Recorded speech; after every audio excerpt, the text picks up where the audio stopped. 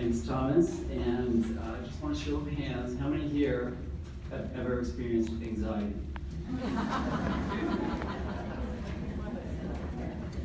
Very common, whether it's your first day on the job, or you're having a baby, or you're presenting your project to a room full of people.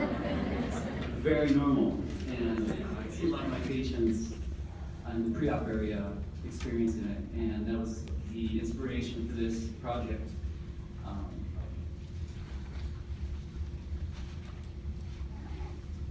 So a recent study showed that as many as 70% of people experience severe anxiety. The issue with the normal treatment is we give them an anxiolytic drug right before surgery. We can't give it beforehand because patients need to answer questions and sign consents and everything. But sometimes they're waiting there for hours, and with nothing to do but just think about what the upcoming surgery will entail, they might experience anxiety. There are different ways people deal with anxiety, and one of the longer, more used treatments would be aromatherapy. And there are other alternatives, but for this project, we decided to go with aromatherapy. There was a project last year which used it for pain, and we wanted to continue that momentum and try to treat anxiety for it. The question I asked was, is lavender aromatherapy an effective intervention at reducing preoperative anxiety in elective surgical patients?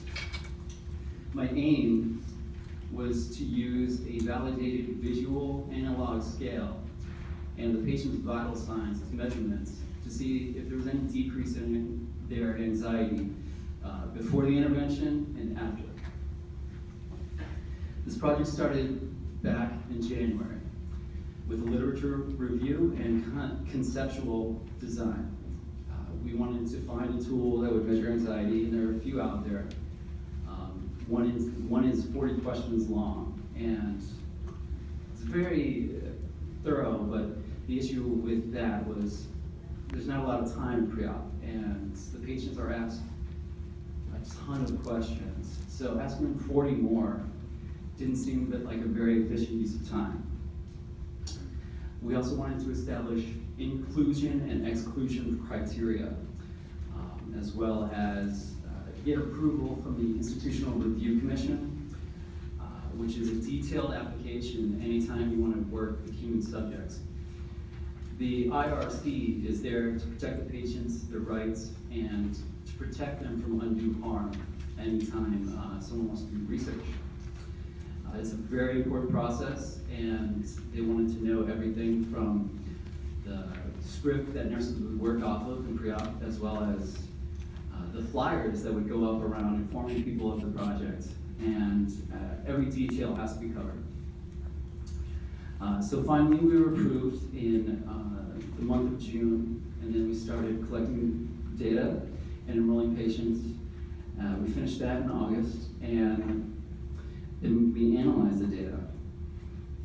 For my inclusion criteria, we used adults only, no children.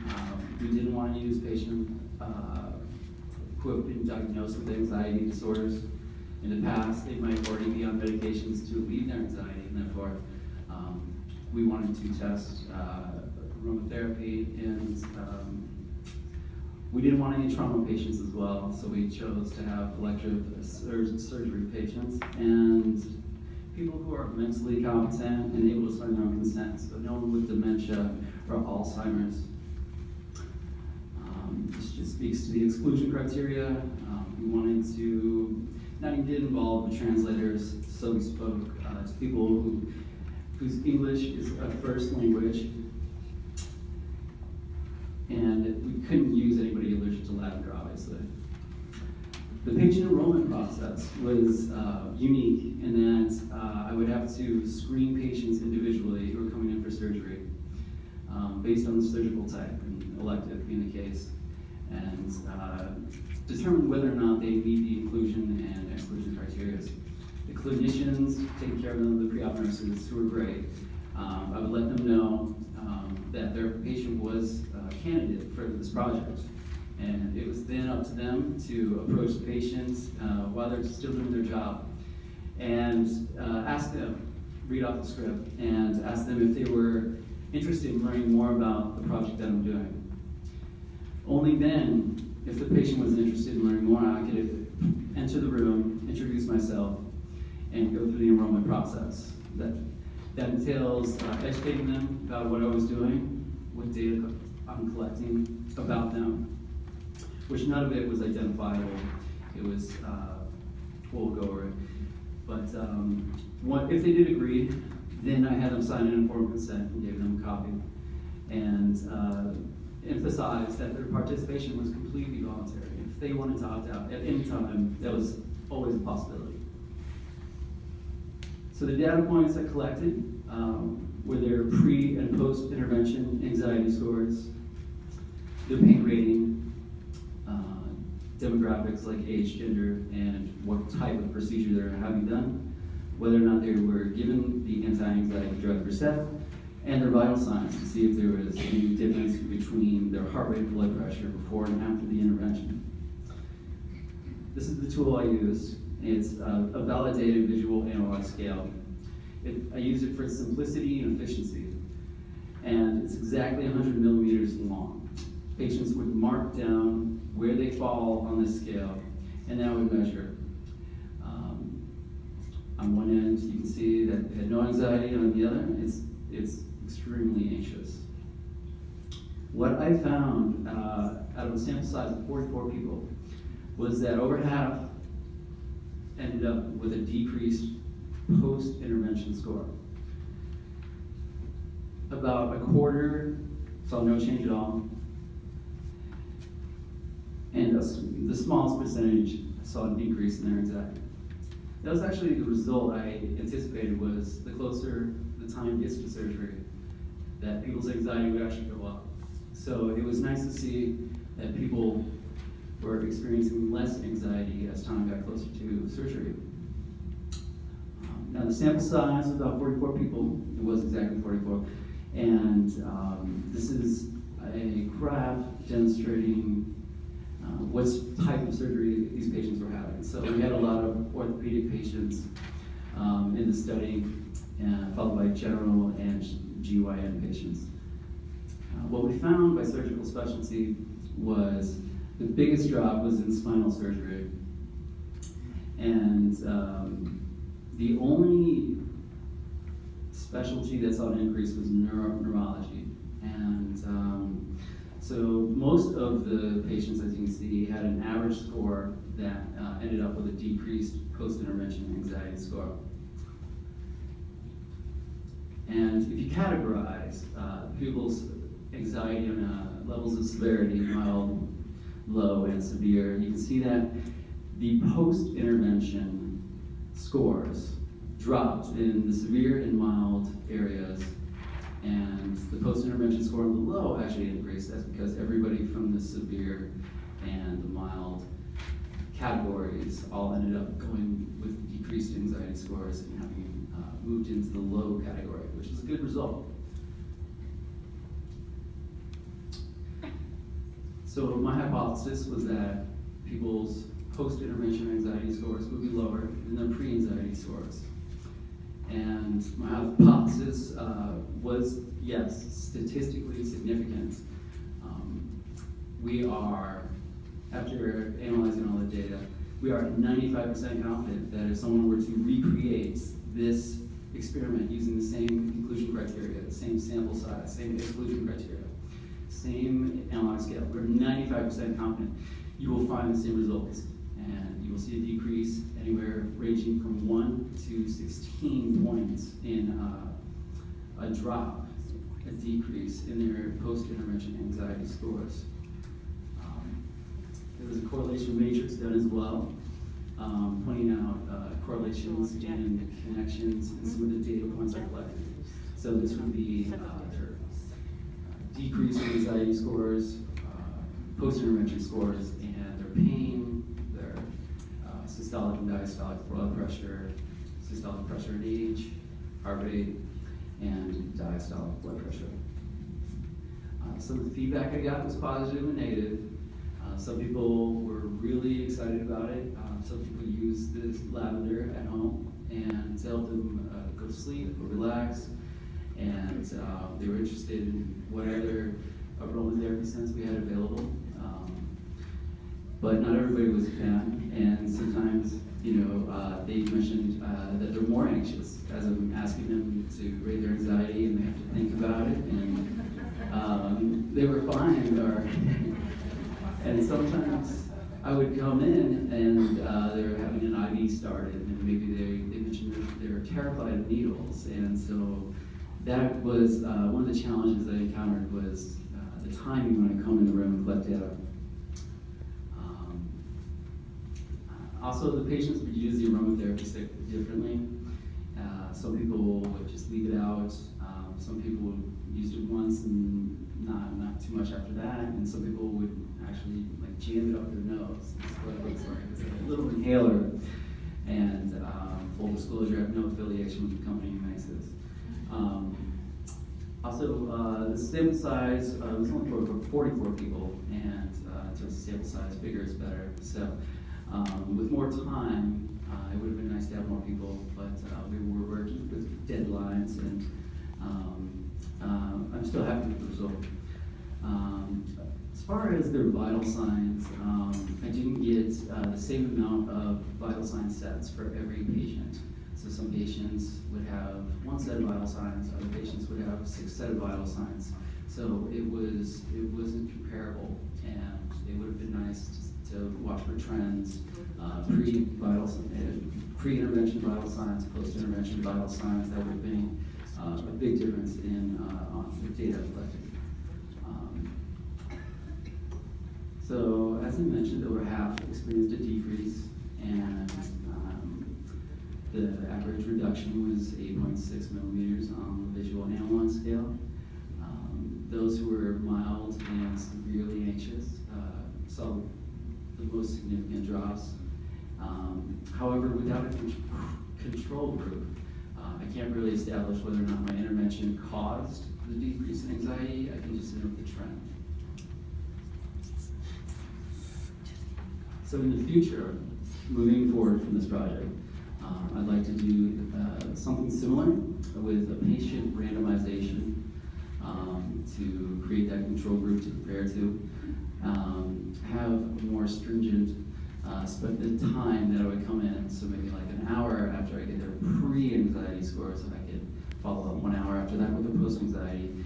However, that's also complicated in the pre-op area with the flow and patient load. Exploring other tools would also help, but as I mentioned there, they're thorough and lengthy. There's also some research out there that's interesting, comparing people's anxiety in the preoperative area and how they rate their pain in the post-op area. So that's an interesting emerging field. And then there are other complementary therapies, such as meditation, such as pets, and such as music, that could be explored. I just want to thank the patients for participating, the preoperative department for allowing me to work with them, John Muir for hosting events like these for nurses and supporting evidence-based practice, my coach Debbie Witz for all of her help here throughout this process, all the nurses here today and who came before me and didn't have opportunities to do things like this. And it's because of you that we can do this today. And now we have some time to answer some questions. Go ahead. From the answers how that you posted how people reacted, it appears as if you were asking about their anxiety level before they went into surgery. Is that correct? That is correct. Why did you choose to ask them right before they go into surgery and not after they came out of surgery to measure what their anxiety level was? When patients wake up from surgery, after anesthesia, they were not always very verbal and at their best. And that recovery period can take hours sometimes. And At that point, their anxiety probably isn't as high as a priority as it is going into surgery. At that point, I think the priority more is on their physiologic status and recovering and making sure they're managed well. It is a thought, and it is something to consider in the future. For this project, though, I found it more appropriate to just ask them in the pre-op area. Just two questions or two comments. Respirations are sometimes a good indicator, and I know a lot of the new EKG machines will give you respiratory rate, so it's something to think about. The other thing is there's a Hawthorne effect with you coming into the room and saying, gee, I'm going to talk to you about your anxiety and this may decrease it. So you might want to go when they get their pre-op testing and present the consent then, which is usually a week or so ahead of time, so that when they come in, you can have the nurse give, this is that tool we talked about, so you can take you out of the picture or take the Hawthorne effect off the table. This is an excellent point, and we did explore that option. The clinic that hosts patients weeks before the surgery, they were not exactly on board with all the things that they're already doing to add more, and it would have ideally been the way to go, as you mentioned. Instead of just walking in the room and throwing this at them while all this other stuff is going on. Right. Yeah. As far as respirations go, that absolutely is an important consideration and will be taken into account for the future. Great. I have two, she asked, one of them was asked about incorporating the pre-op clinic into the work, so if we continue this as a part two, I would encourage you to approach them again, because that, they might soften in their interest. My other question was, why did you choose lavender over the other available, scents? There's some literature supporting lavender for its soothing and calming effects, and I worked with a nurse, Tammy. She did this project, an evidence-based project last year. She's doing a research study now. She's a nurse here as well as a certified aromatherapist, and she recommended lavender for that. It's very much like an inhaler. You'll uncap it, you'll hold it about 3 to 4 inches from your nose and just wave it around. It's very potent. Here, I'll show you a little bit. And there are other applications for lavender. There's oils, there's candles, there's all this and that. But for the pre-op area, this was the most appropriate. Yeah. Go ahead. The patients that you classified based on their surgery, based on neuro, what kind of neuro procedure was that? And based on your population, would you say this aromatherapy was only helpful for some kind of surgeries, not for everyone? That's interesting. Now, going back to that slide, neuro saw the only increase. That sample size was only 2 patients, and I do not recall specifically what type of neurological procedure they're having done. I was merely collecting the specialty, the type of procedure. So I was trying to ascertain whether or not, some specialties this would work for and others it would not, or if it's more effective in these types of surgeries versus those. And across the board, people seemed to see a decrease, and the average of about 8. Give my time. Okay. So I'm sorry, does that answer your question?